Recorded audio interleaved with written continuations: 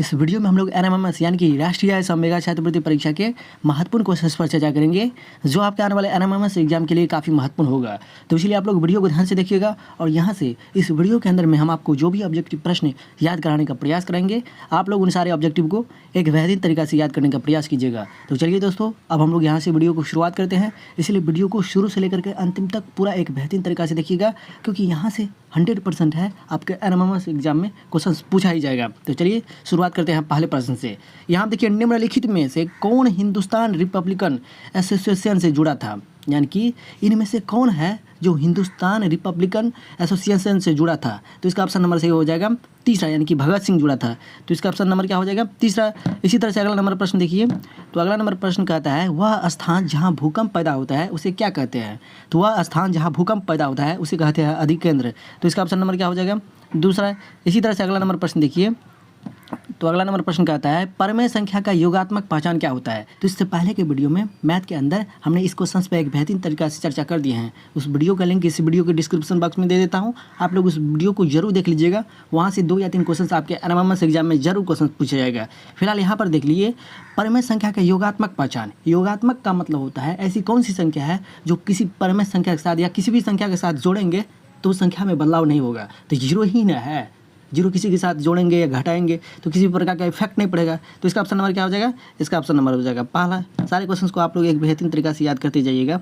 इसके बाद देखिए, यदि आपतन कोण 50 डिग्री है तो आपतित किरण एवं परावर्तित किरण के बीच की कोण क्या होगा? तो आपतित किरण एवं परावर्तित किरण के बीच के बनने वाले कोण को कहते हैं हम लोग परावर्तन कोण। और हम सभी जानते हैं कि आपतन कोण का मान परावर्तन कोण के बराबर होता है, यानी कि आपतन कोण का मान 50 डिग्री है तो परावर्तन कोण का भी मान क्या होगा? 50 डिग्री होगा। तो यहाँ पर इसका ऑप्शन नंबर क्या हो जाएगा? पहला ही हो जाएगा।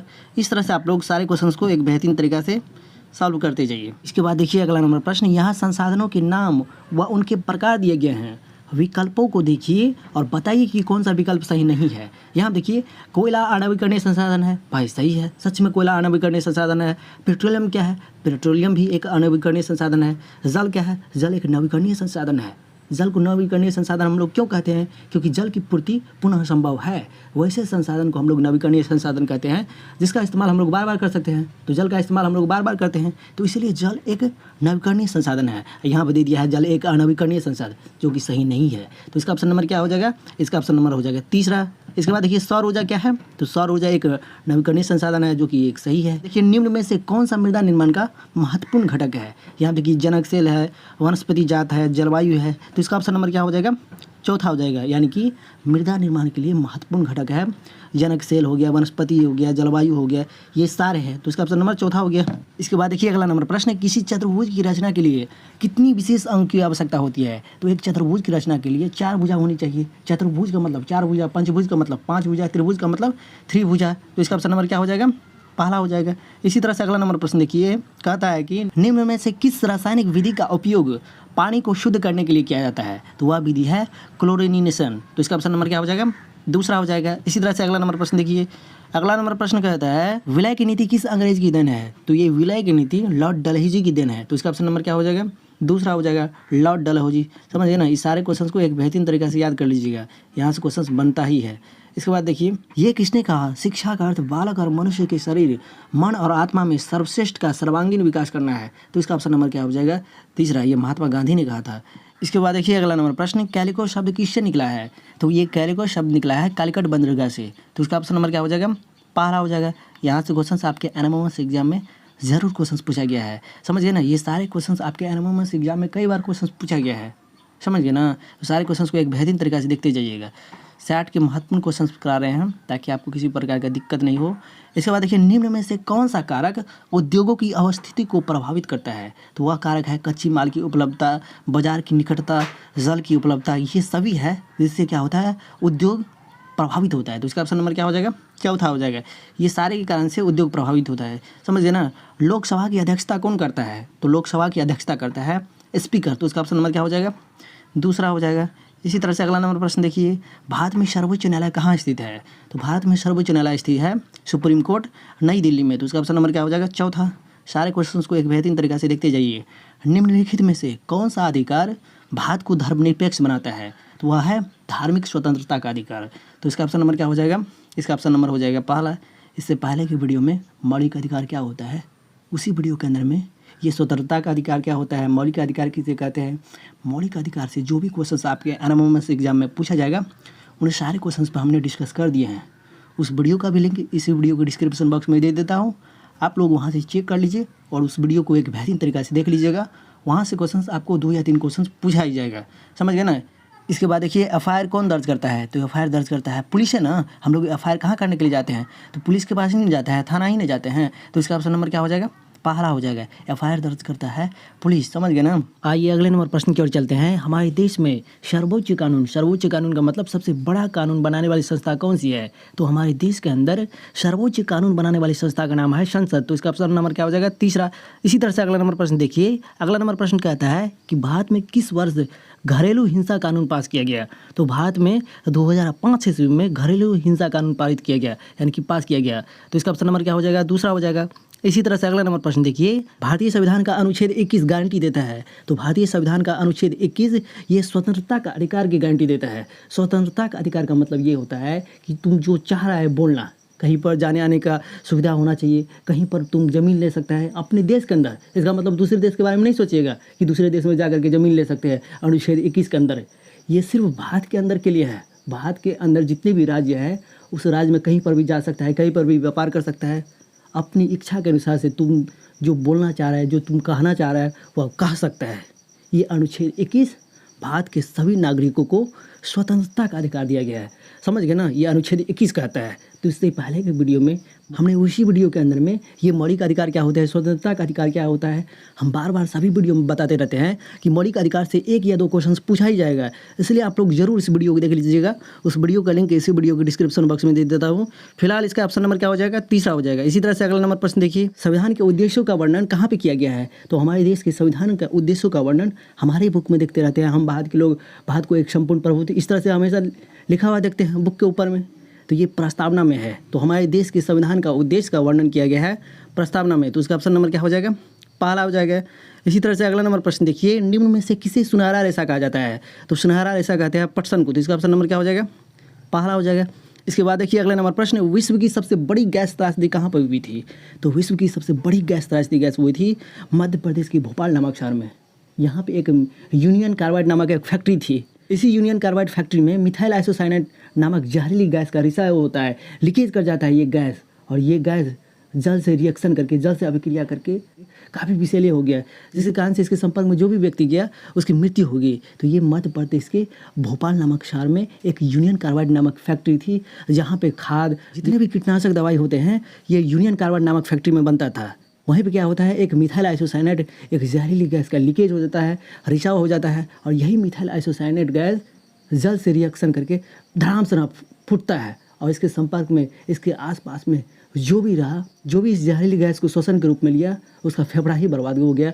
जितने भी लोग इस मिथाइल आइसोसाइनेट इस जहरीली गैस के संपर्क में आए सभी लोगों की मृत्यु हो गई। ये विश्व का सबसे अब तक का सबसे बड़ी त्रासदी था। ये मनुष्य के लिए काफ़ी खतरनाक, काफ़ी जो है कष्टदायक साबित हुआ। तो विश्व की सबसे बड़ी गैस त्रासदी कहाँ हुई थी, तो मध्य प्रदेश के भोपाल नामक शहर में। इसके बारे में समझ गए होंगे। इसी घटना को हम लोग भोपाल गैस कांड के नाम से जानते हैं। भोपाल गैस कांड की घटना 2-3 दिसंबर 1984 ईस्वी में मध्य प्रदेश के भोपाल नामक शहर में हुआ था। वहाँ पे मध्य प्रदेश के भोपाल नामक शहर में एक यूनियन कार्बाइड नामक एक फैक्ट्री थी, जहाँ पे जितने भी खाद उर्वरक देखते हैं उसी फैक्ट्री में खाद का निर्माण होता था, उर्वरक का निर्माण होता था, इसके बाद कीटनाशक दवाई का निर्माण होता था। उसी यूनियन कार्बाइड नामक फैक्ट्री में मिथाइल आइसोसाइनेट गैस का रिसाव हो जाता है, और जब ये मिथाइल आइसोसाइनेट जहरीली गैस जल के संपर्क में आता है, जल से रिएक्शन करता है तो काफ़ी फटता है, और इसके संपर्क में इसके श्वसन के रूप में ये जहरीली गैस जिन जिन व्यक्तियों ने लिया उसकी मृत्यु होगी। इसलिए इसको कहते हैं विश्व की सबसे बड़ी, इतना बड़ा भयंकर आपदा कहीं पर नहीं हुआ था, समझ गए ना। तो इसका ऑप्शन नंबर क्या हो जाएगा, तीसरा हो जाएगा भोपाल। इसी तरह से अगला नंबर प्रश्न देखिए।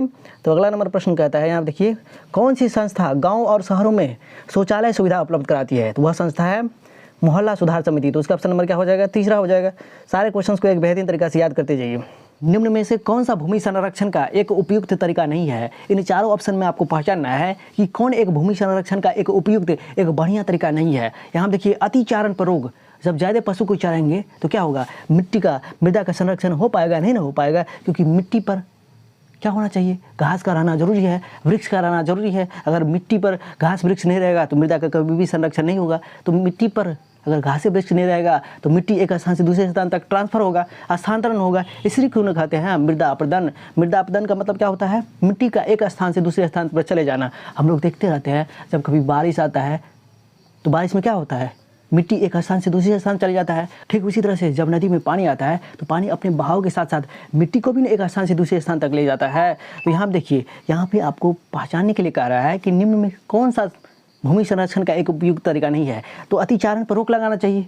ज़्यादा पशु को नहीं चराएंगे तो इससे क्या होगा, कुछ ना कुछ घास वृक्ष रहेगा, पेड़ पौधा रहेगा। तो ये भूमि संरक्षण का एक उपयुक्त तरीका है। यहाँ देखिए वनोन्मूलन। वनोन्मूलन का मतलब क्या हुआ, पेड़ पौधा का कटाई करना। किसी भी चीज़ को समाप्त करने की प्रक्रिया को कहते हैं उन्मूलन। पोलियो उन्मूलन, तो पोलियो को समाप्त करना, वनों की कटाई करना, वनों को समाप्त करना, वन उन्मूलन कहलाता है। यहाँ देखिए, ये एक अच्छा तरीका नहीं है, ये एक उपयुक्त तरीका नहीं है। भूमि संरक्षण का एक उपयुक्त तरीका नहीं है कौन, तो वन उन्मूलन। इसके बाद देखिए रासायनिक कीटनाशकों का विनियमित उपयोग करना। जितने भी रासायनिक कीटनाशक है उसको विनियमित का मतलब क्या हुआ, एक बढ़िया तरीका से उपयोग करना, समय समय पर उपयोग करना, ज़्यादा मात्रा में उपयोग नहीं करना है। ये तो है भूमि संरक्षण का एक उपाय है, भूमि को उदार बनाना। लेकिन वन उन्मूलन से क्या होगा, पेड़ पौधा का कटाई करेंगे। जब ये पेड़ पौधा का कटाई करेंगे तो मिट्टी का संरक्षण कभी भी नहीं हो पाएगा, क्योंकि पेड़ पौधा ही मिट्टी को संरक्षण प्रदान करता है। पेड़ पौधा ही मिट्टी को पकड़े हुए रहता है ना। तो यहाँ देखिए, निम्न में से कौन सा भूमि संरक्षण का एक उपयुक्त तरीका नहीं है, तो वन उन्मूलन। समझ गए होंगे इसके बारे में। आइए अगले नंबर प्रश्न की ओर चलते हैं। उस क्षेत्र का नाम बताइए जो जीवन का समर्थन करता है और जहाँ जीवित जीव मौजूद है। तो उस क्षेत्र का नाम है जीव मंडल। जीव मंडल उस क्षेत्र को कहते हैं जहाँ पे सजीव पाए जाते हैं, जहाँ पे जितने भी सजीव प्राणी होते हैं उसी क्षेत्र में पाया जाता है। तो उस क्षेत्र का नाम बताइए जो जीवन का समर्थन करता है, जहाँ पे जीवन हो और जहाँ पे जीवित जीव मौजूद हो उसे कहते हैं जीव मंडल। तो इसका ऑप्शन नंबर क्या हो जाएगा, तीसरा हो जाएगा। सारे क्वेश्चंस को एक बेहतरीन तरीके से समझना है। बंद कमरे में कोयले का ज्वलन उत्पन्न करता है। तो बंद कमरे में कोयले का ज्वलन उत्पन्न करता है कार्बन डाइऑक्साइड। तो इसका ऑप्शन नंबर क्या हो जाएगा, कोई भी पदार्थ जलेगा तो कार्बन डाइऑक्साइड ही देगा। समझ गए ना। कागज़ का जलना, पेंसिल का जलना, घर का जलना, खरपतवार का जलना, कोई भी पदार्थ जलता है तो उसमें मुख्य रूप से कार्बन डाइऑक्साइड ही मिलता है। समझ गए ना। अब इसके बाद देखिए अम्लीय वर्षा के मुख्य घटक कौन है। तो अम्लीय वर्षा के मुख्य घटक है सल्फर डाइऑक्साइड तथा नाइट्रोजन डाइऑक्साइड। हम सभी जानते हैं कि हमारे वायुमंडल में तरह तरह की गैसें हैं, जैसे कि सल्फर है, ऑक्सीजन है, नाइट्रोजन है। और हम ये भी जानते हैं कि अधातु का ऑक्साइड क्या होते हैं, अम्लीय होते हैं। तो सल्फर क्या है, अधातु है। अब बोलिएगा सर जी अधातु किस तरह से है, तो हम इससे पहले के वीडियो में धातु एवं अधातु चैप्टर को समाप्त कर दिए हैं। यदि आप लोग उस वीडियो को नहीं देखे हैं तो प्लेलिस्ट में जाकर देखिए, एनाटॉमी साइंस प्लेलिस्ट में जाकर देखिए। साइंस का प्रत्येक सिलेबस, साइंस का हर एक चैप्टर को हमने एक बेहतरीन तरीके से समझा दिए हैं। उस वीडियो में आप लोग देखिएगा ना धातु एवं अधातु चैप्टर, तो उसमें एक बेहतरीन तरीके से समझाए हैं कि अधातु के ऑक्साइड अम्लीय होते हैं और धातु के ऑक्साइड क्या होते हैं, क्षारीय होते हैं। तो हमारे वायुमंडल में तरह तरह की गैसें पाई जाती है और गैसें मुख्य रूप से अधातु होते हैं। फिर भी यहाँ पर हम आपको बता देते हैं कि अधातु किसे कहते हैं, जिसमें चमक नहीं पाया जाता है, जो विद्युत का सुचालक नहीं होता है, जिसके बाह्यतम कक्षा में 4, 5, 6, 7 इलेक्ट्रॉन रहता है, उसी को कहते हैं अधातु। तो हमारे वायुमंडल में सल्फर है, ऑक्सीजन है, नाइट्रोजन है। जब ये सारे गैस ऑक्सीजन से अभिक्रिया करता है तो ये अधातु का ऑक्साइड बनाता है और अधातु का ऑक्साइड क्या होता है, अम्लीय होता है। और जब यही अम्लीय वर्षा में मिल जाता है तो इसे ही कहते हैं हम लोग अम्लीय वर्षा। अम्लीय वर्षा को हम लोग इस तरह से भी परिभाषा दे सकते हैं, जब वर्षा जल की पीएच मान 5.6 से कम हो जाती है तो इसे ही हम लोग कहते हैं अम्लीय वर्षा। वर्षा के कारण से ही आज हम लोग को किसी भी घर को, ताजमहल को या किसी भी मंदिर को बार बार पेंट करना पड़ता है। अम्लीय वर्षा काफ़ी खतरनाक होता है। ये अम्लीय वर्षा किसी भी चीज़ की सुंदरता को काफ़ी नष्ट कर देता है, उसकी सुंदरता को समाप्त कर देता है। तब ना हम लोग को ताजमहल को या किसी घर को बार बार पेंट करना पड़ता है, इसी अम्लीय वर्षा के कारण से। हम सभी जानते हैं कि हमारे वायुमंडल में तरह तरह की अलग अलग प्रकार की गैसें हैं, सल्फर है, ऑक्सीजन है, नाइट्रोजन है। और ये सारे क्या है, जितने भी गैस है अधातु होते हैं। और हमारे वायुमंडल में ऑक्सीजन भी न है, तो ये सारे अधातु ऑक्सीजन से अभिक्रिया करके अधातु का ऑक्साइड बनाता है और अधातु का ऑक्साइड अम्लीय होती है। और जब यही अम्लीय गैस वर्षा के जल के साथ मिल जाती है तो इसे ही हम लोग कहते हैं अम्लीय वर्षा। और अम्लीय वर्षा को कोई भी पशु, गाय, भैंस, कोई भी जीव पिएगा तो उसका जीवन संकट में हो सकता है। तो अम्लीय वर्षा के मुख्य घटक है सल्फर डाइऑक्साइड तथा नाइट्रोजन डाइऑक्साइड। तो इसका ऑप्शन नंबर क्या हो जाएगा, दूसरा। धातु एवं अधातु चैप्टर को आप लोग जरूर एक बेहतरीन तरीका से देख लीजिएगा। समझ गए ना। इसके बाद देखिए अगला नंबर प्रश्न, लोहे का गैल्वेनीकरण किसकी परत चढ़ाकर किया जाता है। यहाँ देखिए गैल्वेनीकरण एक इंग्लिश शब्द है और गैल्वेनीकरण का हिंदी शब्द है यसद लेपन।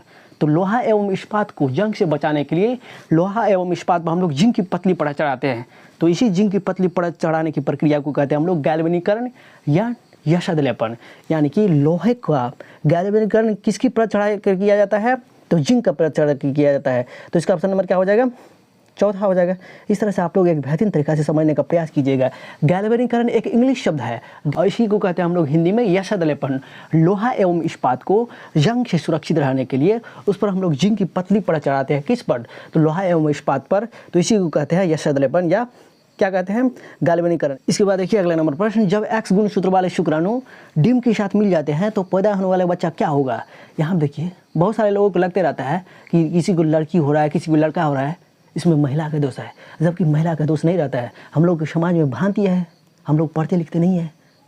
किसी महिला को मान के चलिए ज़्यादा बेटी ही हो रहा है, ज़्यादा लड़की ही हो रहा है, तो सारा दोष देते हैं ये महिला खराब है, छुछुंदा है, इसके कारण से हम लोग को ज़्यादा कष्ट झेलना पड़ रहा है, सारे को बेटी ही हो रहा है, बार बार बेटी ही हो रहा है। अब शादी करने में तरह तरह के हम लोग सोचने लगते हैं, क्योंकि एक लड़की को शादी करने के लिए हमारे बिहार के अंदर या भारत के अंदर किसी भी राज्य में बहुत खर्च पड़ता है। उसका लालन पालन, मान के चलिए किसी को बेटी ही हो रहा है तो ज़रूर है उस समाज में रहने वाले लोग जो कम पढ़े लिखे रहते हैं उस लड़की को ही, उस स्त्री को ही दोषारोपण करता है कि ये लड़की ही खराब है, ये छुछुंदर है, इसका भाग ही खराब है। हम लोग इस तरह से कहते हैं, जबकि स्त्री से इसका कोई मतलब नहीं है। ये डिपेंड करता है पुरुष पर। देखिए पुरुष में पाया जाता है XY और स्त्री में पाया जाता है XX गुणसूत्र।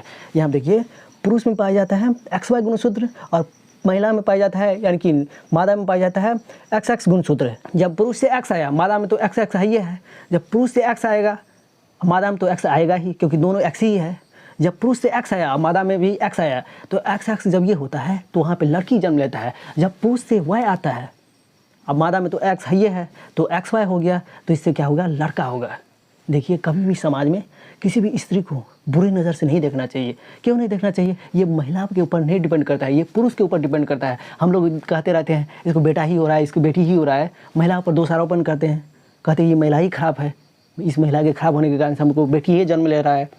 तो ऐसी बात नहीं है, ये डिपेंड करता है पुरुष पर, क्योंकि पुरुष में पाया जाता है XY, पुरुष में पाया जाता है XY गुणसूत्र, लेकिन महिला में पाया जाता है XX गुणसूत्र। X तो क्या होगा? तो बेटी होगा। जब पुरुष से आएगा Y तो XY हुआ, क्योंकि हम लोग जानते हैं महिला में तो XX पाया जाता है, दोनों तो सेम है, लेकिन पुरुष में XY है, अलग अलग है। जब पुरुष से आया X, इधर महिला से आएगा X, तो XX मिलकर एक लड़की का निर्माण करेगा। जब पुरुष से आएगा Y, अब महिला में तो XX है, ये है XY से क्या होगा? एक लड़का का जन्म होगा। यानी कि जब पुरुष से आएगा X गुणसूत्र तो लड़की होगा, जब पुरुष से आएगा Y गुणसूत्र तो लड़का होगा। ये डिपेंड करता है पुरुष के गुणसूत्र पर। ये महिला में इसका कोई दोष नहीं है कि बेटे को जन्म ले रहा है, बेटी को ही जन्म दे रहा है, इसमें महिला का कोई भी किसी भी प्रकार का दोष नहीं है। समझ गए ना? यहाँ देखिए जब X गुणसूत्र वाले शुक्राणु डिम के साथ मिल जाते हैं तो पैदा होने वाला बच्चा क्या होगा? जब ये पुरुष से X आया तो क्या होगा? मादा होगा, यानी कि महिला होगा, स्त्री होगा। और जब ये पुरुष से Y आएगा तो क्या होगा? नर होगा। समझ गए ना? इस तरह से सारे क्वेश्चन को एक बेहतरीन तरीके से समझते जाइए। सूर्य के बाद पृथ्वी का अगला निकटतम तारा कौन है? तो सूर्य के बाद पृथ्वी का अगला निकटतम तारा है प्रोक्सिमा सेंटौरी। तो इसका ऑप्शन नंबर क्या हो जाएगा? चौथा हो जाएगा।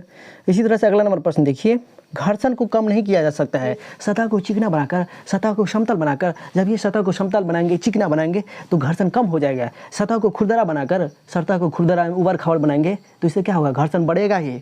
उबड़ खाबड़ में क्या गाड़ी कभी भी बढ़िया तरीका से चलता है, रुकता है ना? तो जहाँ पे ज़्यादा रुकेगा यानी कि वहाँ पे ज़्यादा घर्षण लग रहा है। घर्षण का मतलब ही होता है गति का विरोध करना है। यहाँ देखिए सतह पर स्नेहक लगा करके, स्नेहक का मतलब क्या हुआ? चिपचिपा पदार्थ। जब ये चिपचिपा पदार्थ देंगे उसमें तो और फिसलेंगे, यानी कि घर्षण कम होगा। यहाँ पे देखिए घर्षण को कम नहीं किया जा सकता है तो सतह को खुरदरा बना करके, सतह को खुरदरा बनाएंगे, उबड़ खाबड़ बनाएंगे, उस पर घर्षण तो ज़्यादा लगेगा, क्योंकि उसमें गाड़ी ज़्यादा स्पीड से हम लोग नहीं चला सकते हैं। तो इसका ऑप्शन नंबर क्या हो जाएगा? दूसरा हो जाएगा। समझ गए ना? प्रशीतित गैस जो ओजोन परत को हानि पहुंचाती है उसे क्या कहते हैं? तो ये ओजोन परत क्या होता है, इसके बारे में हमने वीडियो बना दिए हैं। आप लोग यूट्यूब पे सर्च कीजिए ओजोन परत क्या है, GKS स्टडी सेंटर। तो वहाँ पे उस वीडियो के अंदर में हमने एक बेहतरीन तरीका से ये ओजोन परत क्या होता है, ओजोन परत की क्षति किस कारण से हो रहा है, इन सब के बारे में एक बेहतरीन तरीके से चर्चा कर दी है। और वहाँ से क्वेश्चन आपके एनएमएमएस एग्जाम में पूछा ही जाएगा। इसलिए आज ही आप लोग यूट्यूब पे सर्च कीजिए ओजोन परत क्या होता है, GKS स्टडी सेंटर, आपको वीडियो मिल जाएगा। उस वीडियो को आप लोग जरूर देखिएगा। तो ओजोन परत को हानि पहुंचाता है CFC यानी कि क्लोरोफ्लोरोकार्बन। इसके बाद हो गया मीथेन, हो गया कार्बन डाइऑक्साइड, हो गया, ये सारे गैसें होता है ओजोन परत को क्षति करने के लिए। समझ गए ना? उस वीडियो को जरूर देखिएगा, आपको 100% समझ में आ जाएगा। सर्वाधिक क्रियाशील धातु कौन है? तो ये सार्वधिक क्रियाशील धातु कौन है, कम क्रियाशील धातु कौन है, इससे पहले के वीडियो में सक्रियता श्रेणी किसे कहते हैं इसके बारे में भी हमने एक बेहतरीन तरीके से पढ़ा दिए हैं। तो जाकर के यूट्यूब पे आज ही सर्च करके देख लीजिए सक्रियता श्रेणी किसे कहते हैं, GKS स्टडी सेंटर। अब यहाँ पे हम कह रहे हैं तो बहुत सारे विद्यार्थी जो पढ़ने वाला नहीं रहेगा वो थोड़ी ही देखेगा, वो कहेगा सर जी अब आप यहाँ पर भी पढ़ा रहे हैं, आप फिर बोल रहे हैं दूसरा भी वीडियो देखने के लिए, हम नहीं देखेंगे। तो जाओ, तुम नहीं देखेगा तो पास नहीं होगा, तुमको एक अंक नहीं लाना है, सारे क्वेश्चंस का जवाब नहीं देना है तो नहीं देखेगा। लेकिन जो कुछ पढ़ने वाला विद्यार्थी होगा, जो पढ़ता है, जो सारे टीचर की बात को मानता है, तो वो तो 100% है, देखबे करेगा और देखना भी चाहिए, क्योंकि ये आपके सिलेबस में ये देखिए ना, यहाँ पे क्वेश्चन पूछा गया क्वेश्चन है आपके एनएमएमएस एग्जाम में। इस वीडियो के अंदर में हमने जितने भी क्वेश्चन पर चर्चा की है वे सारे क्वेश्चन आपके एनएमएमएस एग्जाम में पूछा गया क्वेश्चन है। ऐसे ही नहीं अपने मन के अनुसार से कुछ क्वेश्चन से लेकर के आ गए और आपका समय बर्बाद किए, इस तरह का नहीं है। हम आपके समय को कभी भी बर्बाद नहीं करेंगे। क्यों समय का बर्बाद करेंगे? जब आपका रिजल्ट नहीं आएगा तो क्या होगा? आप गाली दीजिएगा ना, क्या कभी भी मेरे चैनल को प्रचार कीजिएगा, बुरी बात बोलिएगा। इसलिए हम उसी तरह के क्वेश्चंस को लेकर आते हैं जो आपके आने वाले एनएमएमएस एग्जाम के लिए काफ़ी महत्वपूर्ण रहता है। अभी इस चैनल के माध्यम से हम उसी तरह के क्वेश्चंस को ले आ रहे हैं जो आपके एनएमएमएस एग्जाम में पूछा जा चुका है। आपका मॉडल पेपर कराया जा रहा है ताकि आपको पता चल जाए कि एनएमएमएस एग्जाम में किस तरह से क्वेश्चन पूछा जाता है। तो यहाँ देखिए सर्वाधिक क्रियाशील धातु कौन है, तो यहाँ देखिए कॉपर है, चांदी है, कैल्शियम है, सोडियम है। तो सबसे क्रियाशील धातु है सोडियम, तो इसका ऑप्शन नंबर क्या हो जाएगा? चौथा हो जाएगा। हम आपको बता दिए एनएमएमएस एग्जाम में बेहतर अंक लाना है, तो हम जिस अनुसार से कह रहे हैं, जो वीडियो को कह रहे हैं देखने के लिए, आप लोग उस वीडियो को जरूर देखिएगा। इससे पहले हम आपको क्या बताएं, ओजोन परत क्या है, GKS स्टडी सेंटर। इसके बाद अभी बताएं कि सक्रियता श्रेणी किसे कहते हैं, GKS स्टडी सेंटर। उन सारे वीडियो को एक बेहतरीन तरीके से देखिएगा, आपको बहुत ही फायदा मिलेगा, समझ गए ना। अब आइए अगले नंबर प्रश्न की ओर चलते हैं। निम्नलिखित में कौन एक प्राकृतिक फाइबर है? यहाँ पे आपको पहचानना है कि कौन एक नेचुरल फाइबर है। तो इससे पहले के वीडियो में तंतु एवं प्लास्टिक, इस चैप्टर को हमने कम्प्लीटली एक बेहतरीन तरीके से पढ़ा दिए हैं। यदि आप लोग उस वीडियो को नहीं देखे हैं तो उस वीडियो को भी आप लोग जरूर देखिएगा। उसी चैप्टर से यहाँ देखिए क्वेश्चन आया है। तो निम्नलिखित में कौन एक प्राकृतिक फाइबर है? तो ऊन है, तो इसका ऑप्शन नंबर क्या हो जाएगा? पहला हो जाएगा। उस चैप्टर को आप लोग 100% देखिएगा ही देखिएगा, समझ गए ना। एनएमएमएस साइंस नामक प्लेलिस्ट में जा करके उस प्लेलिस्ट में जितने भी वीडियो हमने डाल दिए हैं उन सारे वीडियो की यदि आप लोग एक बेहतरीन तरीके से देख लीजिएगा ना, तो साइंस के अंदर कोई भी क्वेश्चन आपको नहीं छूटेगा, समझ गए ना। तो इस तरह से इस वीडियो के अंदर में हमने आपको जो भी समझाने का प्रयास कर रहे हैं, आप लोग उसको एक बेहतरीन तरीके से याद करने का प्रयास कीजिएगा। और ज़रूर है यहाँ से क्वेश्चन आपके एनएमएमएस एग्जाम में पूछा ही जाएगा। निम्न में से किस गैस का उपयोग आग को नियंत्रित करने के लिए किया जाता है? हम लोग बराबर देखते रहते हैं बैंक में या बड़े बड़े ऑफिस में एक छोटा सा सिलेंडर में कार्बन डाइऑक्साइड गैस भर कर रखा जाता है। ऐसा क्यों होता है? ताकि अचानक कभी भी अगर आग लग जाए तो उस कार्बन डाइऑक्साइड गैस का छिड़काव करेंगे। ये कार्बन डाइऑक्साइड गैस ऑक्सीजन का संपर्क तोड़ देता है। कार्बन डाइऑक्साइड गैस ऑक्सीजन का संपर्क तोड़ देता है। और हम सभी जानते हैं कोई भी पदार्थ जलता है ऑक्सीजन की उपस्थिति में, और जब ऑक्सीजन ही नहीं रहेगा तो क्या कभी भी हम खा सकते हैं? क्योंकि कोई भी पदार्थ जल सकता है? नहीं जल सकता है। इसलिए आग को नियंत्रित करने के लिए, आग को बुझाने के लिए हम लोग बड़े बड़े ऑफिस में देखते हैं, बड़े बड़े मान के चलिए बैंक और में देखते हैं कार्बन डाइऑक्साइड नामक एक छोटा सा सिलेंडर। तो इसका ऑप्शन नंबर क्या हो जाएगा? तीसरा हो जाएगा। सारे क्वेश्चन को एक बेहतरीन तरीके से समझना है, समझे ना। कौन सा सूक्ष्मजीव एड्स का कारण होता है? तो एक वायरस होता है, तो इसका ऑप्शन नंबर क्या हो जाएगा? तीसरा। वैसे इसके बारे में भी हमने एक बेहतरीन तरीके से चैप्टर को समाप्त कर दिया है सूक्ष्मजीव को, तो उस वीडियो को भी आप लोग एक बेहतरीन तरीके से देख लीजिएगा। सड़े हुए कार्बनिक पदार्थों से बनने वाली मिट्टी को क्या कहा जाता है? तो फसल एवं उत्पादन एवं प्रबंधन, इस चैप्टर को भी हमने कम्प्लीटली पढ़ा दिए हैं। मेरे कहने का मतलब साइंस का एक भी क्वेश्चन नहीं छूटेगा यदि आप लोग एनएमएमएस साइंस नामक प्लेलिस्ट में जा करके उस प्लेलिस्ट में जितने भी वीडियो हमने डाल दिए हैं उन सारे वीडियो को देख लीजिएगा, तो आपको साइंस के अंदर कोई भी क्वेश्चन नहीं छूटेगा। तो यहाँ देखिए सड़े हुए कार्बनिक पदार्थों से बनने वाली मिट्टी को क्या कहते हैं? तो ह्यूमस कहते हैं। तो इसका ऑप्शन नंबर क्या हो जाएगा? इसका ऑप्शन नंबर हो जाएगा तीसरा। इसके बाद देखिए वनों की सफाई को क्या कहा जाता है? तो वनों की सफाई को कहते हैं हम लोग वनों की कटाई। तो इसका ऑप्शन नंबर क्या हो जाएगा? तीसरा हो जाएगा, समझ गए ना। अब आइए अगले नंबर प्रश्न की ओर चलते हैं। उत्तक मिलकर क्या बनाता है? तो हम सभी जानते हैं कोशिकाओं के समूह को क्या कहते हैं? उत्तक। बहुत सारे कोशिका मिलकर एक उत्तक का निर्माण करता है। आप बोलेगा सर जी कोशिका क्या है? जिस तरह से एक घर को बनाने के लिए छोटे छोटे ईंट की आवश्यकता होती है, अगर छोटा छोटा ईंट नहीं रहेगा, छोटा छोटा ईंट को जोड़ेंगे नहीं तो घर का निर्माण नहीं होगा। ठीक उसी तरह से किसी भी सजीव का निर्माण होना है उसके लिए छोटी छोटी कोशिकाओं का होना जरूरी है। अब बोलेगा सर जी ये कोशिका क्या होता है? तो शरीर की सबसे छोटी इकाई, इसलिए हम लोग कहते हैं कि मनुष्य की संरचनात्मक तथा कार्यात्मक इकाई को क्या कहते हैं? कोशिका कहते हैं। जिस तरह से हमारे घर की छोटी इकाई एक ईंट हुआ, ठीक उसी तरह से मनुष्य की शरीर की सबसे छोटी इकाई को हम लोग कहते हैं कोशिका। इसी कोशिकाओं के समूह को कहते हैं उत्तक, और उत्तक के समूह को हम लोग कहते हैं अंग। यहाँ देखिए उत्तक मिलकर क्या बनाते हैं, तो अंक बनाते हैं, तो समझ गए होंगे। तो इसका ऑप्शन नंबर हो गया चौथा। अब आइए अगले नंबर प्रश्न की ओर चलते हैं। किसी 1 किलोग्राम ईंधन का पूर्ण दहन करने पर उत्पन्न होने वाली ऊष्मीय ऊर्जा को क्या कहते हैं? तो 1 किलोग्राम ईंधन का पूर्ण दहन से जो हमें ऊर्जा प्राप्त होती है उसको कहते हैं कैलोरी मान। तो इसका ऑप्शन नंबर क्या होगा? पहला हो जाएगा। कैलोरी मान को ही हम लोग कहते हैं ऊष्मीय मान, यानी कि 1 किलोग्राम ईंधन को जब हम लोग जलाते हैं और उनसे जो ऊष्मा मिलती है, उनसे जो हमें ऊर्जा मिलती है, उसी को कहते हैं हम लोग कैलोरी मान। समझ गए? जंग क्या है? तो जंग एक आयरन ऑक्साइड है, तो इसका ऑप्शन नंबर क्या हो जाएगा? चौथा हो जाएगा। समझ गए ना? जंग क्या है? एक आयरन ऑक्साइड है। पोषक तत्व से भरपूर रासायनिक पदार्थ क्या होते हैं? तो पोषक तत्व से भरपूर एक रासायनिक पदार्थ होता है उर्वरक। तो इसका ऑप्शन नंबर क्या हो जाएगा? पहला हो जाएगा। तो इस तरह से हमने इस वीडियो के अंदर में हमने आपको जो भी समझाने का प्रयास किए हैं, अगर आप लोगों ने इस वीडियो को शुरू से लेकर अंतिम तक देखा होगा तो आपके आने वाले एनएमएमएस एग्जाम में आपको बहुत ही फायदा मिलेगा। और इससे पहले भी हमने साइंस के ऊपर बहुत सारे वीडियो बना दिए हैं। साइंस का समझने आपका सिलेबस समाप्त कर दिए हैं, सोशल साइंस का भी सिलेबस समाप्त कर दिए हैं। अब हम इस चैनल के माध्यम से उसी तरह का वीडियो लेकर आएंगे, उसी तरह के क्वेश्चन को लेकर आएंगे जो आपके एनएमएमएस एग्जाम में क्वेश्चंस पूछा जा चुका है। अभी देखिए इस चैनल के माध्यम से एनएमएमएस एग्जाम में इससे पहले जितने भी क्वेश्चंस पूछा जा चुका है उसी सारे क्वेश्चंस को आपको कराने का प्रयास किया जा रहा है, ताकि आपको एक बेहतरीन तरीका से पता चल जाए कि एनएमएमएस एग्जाम में किस तरह का क्वेश्चन पूछा जाता है। समझ गए ना? तो चलिए दोस्तों, फिर मिलेंगे नए वीडियो में नए कंसेप्ट के साथ। तब तक के लिए हमें विदा दीजिए। जय हिंद, जय भारत। इस चैनल के माध्यम से जरूर बने रहिएगा और इस वीडियो को अपने सारे दोस्तों के पास जरूर शेयर कीजिएगा। जो भी स्टूडेंट आने वाले समय में एनएमएमएस एग्जाम देगा, उन सारे स्टूडेंट के पास, उन सारे दोस्तों के पास इस वीडियो को जरूर शेयर कीजिएगा, ताकि उसको भी कुछ ना कुछ फ़ायदा मिल सके। और इससे पहले हमने सोशल साइंस का सिलेबस पूरा कंप्लीटली समाप्त कर दिए हैं, साइंस का सिलेबस समाप्त कर दिए हैं, मैथ का भी लगभग सारे क्वेश्चंस करा रहे हैं। इसके बाद रीजनिंग के ऊपर भी हमने बहुत सारे वीडियो बना दिए हैं, तो प्ले लिस्ट में सारा वीडियो पड़ा हुआ है, आप लोग वीडियो को जाकर के देख सकते हो। तो चलिए दोस्तों, फिर मिलते हैं नए वीडियो में नए कंसेप्ट के साथ।